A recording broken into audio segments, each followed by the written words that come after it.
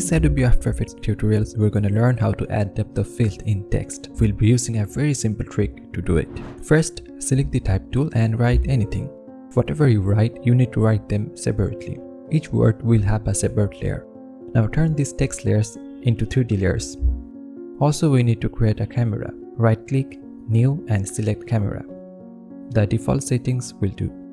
Okay, now we need to move these text layers into X, Y, and Z axis. To see them more clearly, select two views. One will be the default camera, which we used to see, and the other one will have a top view. This way we can easily move the text. Now I'll adjust the text position one by one. Try to place them one after another. Also make sure the text do not overlap each other.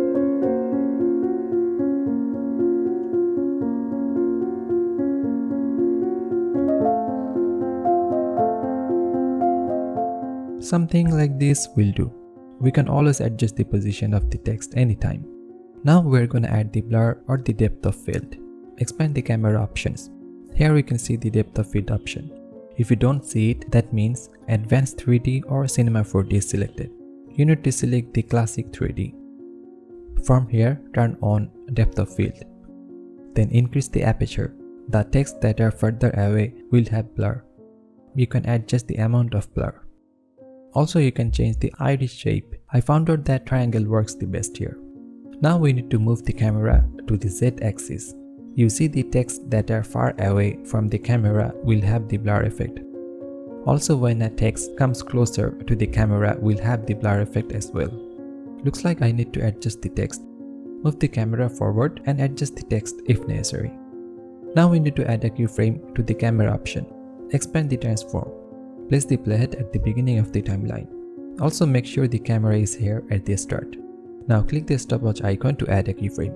Move few seconds like 4 or 5 seconds. Now increase the Z axis from transform or just move the blue arrow forward. It will add another keyframe here. Now let's play. If you want to move the camera faster, then place the second keyframe closer to the first one. Right now there is no background, so let's add one. I will add this drone footage. It works well for this effect. Finally, you can add some sound effect. And here is the final result.